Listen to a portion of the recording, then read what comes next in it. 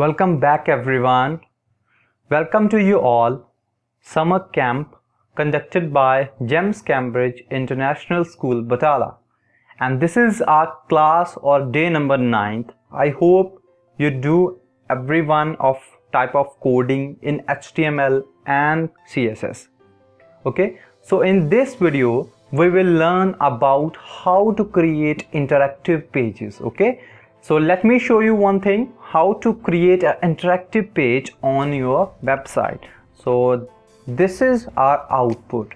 Okay, this is I'm going to display you here that how you create this type of effect. Okay, looking cool. Okay, देखने में कितना अच्छा लग रहा है. You can create this one effect. Okay, and let me also clarify you that please don't be confused कि ये हमने ये क्या देख रहे हैं हमारे ये कैसे ये कौन सी कोडिंग आ रही है. बेटा ये सिंपल कोडिंग है. You can do in your HTML. Okay, you can do in the notepad also.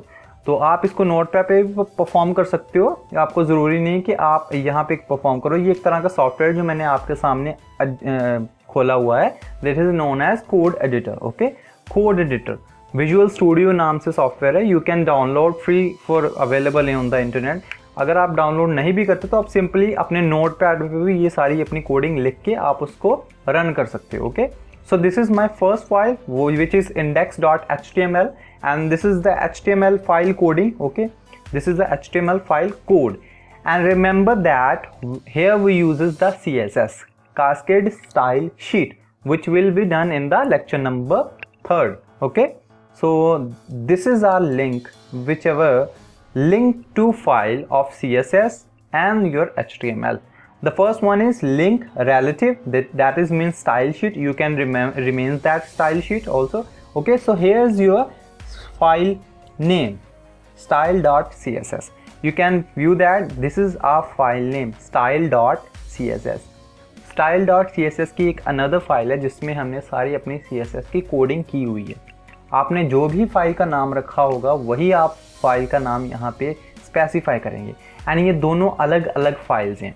Remember that HTML file is also another type file and CSS is another type file. Okay, so you can create both two different files and link. How to link it?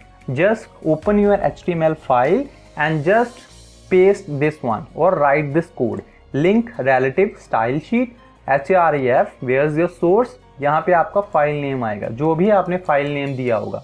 Exactly उसका extension तो .css ही होगी, but जो आपका first जो name होगा, जैसे यहाँ पे स्टाइल है तो वहाँ पे भी आपका स्टाइल ही होना चाहिए जो आप जिस पे आपने कोडिंग की है. Okay, so this is your code of CSS. मैं आपको अभी टर्न बाय टर्न समझाऊंगा how to write this one code. Okay, you can easily write on your notepad. Don't be confuse कि हमने ये कोड कहाँ पे लिखना है. Just go with the flow. Okay, आपने ये सारा कोड अपने नोटपैड पे भी लिख सकते हो. मैंने क्यों ये यूज़ किया है, क्योंकि ये थोड़ा कलरफुल है, आपको विजिबिलिटी इजीली हो जाएगी कि कोड कैसे लिखा हुआ है. ओके, तो आपको यहाँ पे इसकी विजिबिलिटी के लिए मैंने ये आपका एडिटर खोला हुआ है. You can do in your notepad. Okay, so let's start it. How to get it?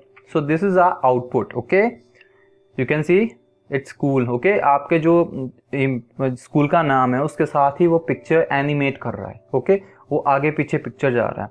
So how you can do that? Just open your code, and this is a simple coding which we'll do in the previous class. How to code it? I'm just explaining you everything about that. Okay, so no need to explain in this class. So just focus on the division. Okay, in the body class you can take the screenshot, beta.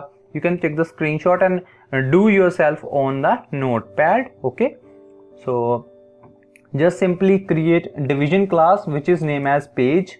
Okay, you can name anything, whatever you want to do, you can name it. Okay, ये आपके ऊपर है कि आप कौन सा name देना चाहते हो. उसके बाद अनदर डिवीजन क्लास हमने क्रिएट की है, that is known as page content. Okay, and page content के अंदर हमने h1 टैग दिया है एंड नेम दिया है हमने अपने स्कूल का. You can take any one name. Okay, आप अपना नेम भी ले सकते हो. It depends upon you. You can make changes ever. Okay, so here is the this one division class is ended here and this one division class is ended here. Okay, and body close HTML close. This is a simple HTML coding, nothing new in this coding. Okay, we will discuss about how to create the CSS file, but in the HTML file nothing new is. Okay, you can take the simply screenshot and do yourself, okay, HTML code, okay. And now move to the CSS file. Those both are different files, okay. Let me clarify you, both are different files. So go to your CSS file and this is set up your first margin, okay. Margin क्या है आपका 0 and उसके बाद padding क्या है 0, font family क्या है मोन्स्ट्रेट, जो हमने पहले भी ये सारा कुछ एक्सप्लेन किया है कि फॉन्ट फैमिली का क्या मतलब है। जो आपके कैरेक्टर्स वहाँ पे शो होंगे उसकी एक टाइप होती है, जैसे आप वर्ड में टाइप करते हैं ना टाइम्स न्यू रोमन, वहाँ पे भी ऐसी एक टाइप है सैंस सेरिफ, ओके। तो you can simply type this one, okay. उसके बाद डॉट लगा, dot means we given a key to page, okay. Here's our title page, division class page, okay. तो हम CSS में उसको कैसे डिफाइन करते हैं, डॉट के साथ, ओके। जो भी आपने यहाँ पे नेम दिया है उसके आगे आपने सिंपली डॉट लगा देना है एंड यहाँ पे आपका ब्रैकेट स्टार्ट है, इसका मतलब है कि आपकी CSS कोडिंग स्टार्ट हो चुकी है, ओके। तो आपने यहाँ पे स्टार्ट की, remember that you can take screenshot, okay. ये पूरी कोडिंग का आप स्क्रीनशॉट लेके आप अपने नोटपैड पे खुद से कर सकते हो, okay. So just I am giving the width and height also, vertical height, and background color I'm giving here 000. You can take anyone, yellow, red, blue, whatever you want to give that. You can just simply write the name of the color here, okay. You can just simply write the color name here, okay. So next is position is relative. My text position is relative to the picture, okay. And overflow type is hidden. मतलब क्या है, मेरी picture जो है वो front पे नहीं आनी चाहिए, मेरी पिक्चर जो है वो टेक्स्ट के पीछे आनी चाहिए, ओके। सो नेक्स्ट हमने दी है डॉट पेज, यहाँ पे हमारी जो पेज डॉट की इसकी जो कोडिंग है वहाँ पे क्लोज हो चुकी है। एंड नेक्स्ट है डॉट पेज के हमने एक और कोडिंग दी है आफ्टर। इसका मतलब है कि जो हमारा पेज ऐसे शो हो रहा है ना, जैसे इसके पीछे आगे पीछे मूव हो रहा है, ये हमने इसकी कोडिंग की हुई है कि कैसे वो पेज एक के पीछे एक शो होगा, ओके। पिक्चर के पीछे शो होगा। सो कोडिंग पे गए back to back and here हमने क्या किया, अपना कंटेंट जो है खाली रखा है हमने। उसके बाद पोजीशन क्या है एब्सोल्यूट, लेफ्ट मार्जिन 0 पे सेट किया, टॉप मार्जिन 0 पे सेट किया, विड्थ क्या है 100%, हाइट क्या है 100%, ओके। 100% पिक्चर रखिए। अभी ये यहाँ पे इंपॉर्टेंट स्टेप है, बैकग्राउंड चूज किया हमने URL देके, ब्रैकेट में लिखा है BG3। BG3 क्या है, मेरी फाइल का नेम है, जो मैंने फोटो यहाँ पे सिलेक्ट की है ना वो BG3 फाइल नेम है, okay. So that is why I am giving the BG3 file name. अगर आप जो भी पिक्चर आप अपने कोड के पीछे लगा रहे हो, you can just name those file name, okay. अगर वो कोई भी नेम हो सकता है, जैसे H1 हो सकता है, कोई भी नेम हो सकता है, जो भी आपकी फाइल का नेम है वो आप यहाँ पे लिखोगे, ओके। सो नो रिपीट का मतलब है फाइल वो सिर्फ सेम ही होनी चाहिए, कुछ अलग रिपीटेबल टेलीकास्ट में नहीं आना चाहिए उसका। उसके बाद बैकग्राउंड साइज क्या है, कवर, मतलब वो पूरे पेज पे कवर होना चाहिए, जैसे कि आप देख पा रहे हो the file is covered on the whole screen, okay. it just simply clear or covered all the screen which is present on your desktop, okay. Let's move to code, okay. So हम यहाँ पे cover, okay. Opacity क्या है 0.5. So opacity I already explained you that. Now moreover we explain you everything about that, okay. So यहाँ पे मैं opacity change करता हूँ। Let's suppose मैं opacity select कर रहा हूँ 0.2. तो 0.0 का मतलब है full opacity, मतलब जो कलर है वो आपका पूरा विजिबल नहीं हो पाएगा, एंड 1 का मतलब है वो पूरा ट्रांसपेरेंट हो जाएगा, ओके। तो मैंने 0.2 सेलेक्ट किया, let's save it and go to your and refresh it. So yes, you can see the difference. Now your James Cambridge International School Batala is more visible than the picture, okay. So picture opacity now is down, okay. It's not much more transparent. So if I'm going to here change my value from 0.2 to 0.6, then it will let's save it, okay, and go to your web browser and refresh the page. Yes, so you can easily say that the if the value of opacity is more, the more the page is transparent, okay. अगर आपकी value जो opacity के ज़्यादा है तो इसका मतलब है कि आपका पेज मोर ट्रांसपेरेंट होगा, ट्रांसपेरेंट वे में ज़्यादा दिखेगा, ओके। अगर वैल्यू कम है तो ओपेसिटी हाई हो जाएगी, आपका पेज ट्रांसपेरेंट नहीं रहेगा। सो आई होप आपको ये पता चला होगा। सो नेक्स्ट हमारे पास क्या है, अभी एनिमेशन। जो आप जब पिक्चर मूव होती देख रहे हो ना कि कैसे पीछे चल रहा है, आगे आ रहा है, तो ये हम कैसे करेंगे, ये एक कमांड होती है एनिमेशन। हमने एनिमेशन दिया है, okay. just simply take the screenshot and write your code. Do it yourself by one take. Okay, अगर आप एक बार परफॉर्म करके देखोगे देन आपको अब आप अपने हिसाब से इसको चेंज कर सकते हो. जस्ट अभी आप समझो कि मैं क्या आपको समझा रहा हूँ. ओके, कि हर एक कमांड का क्या मतलब है.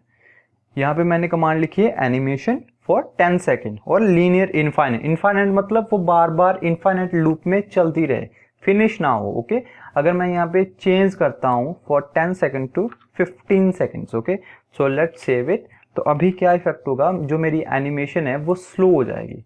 Yes, you can see the difference. अभी मेरी एनिमेशन स्लोअर में मूव कर रही है. ओके, सो ऐसे आप चेंजेस जो है वो कर सकते हो.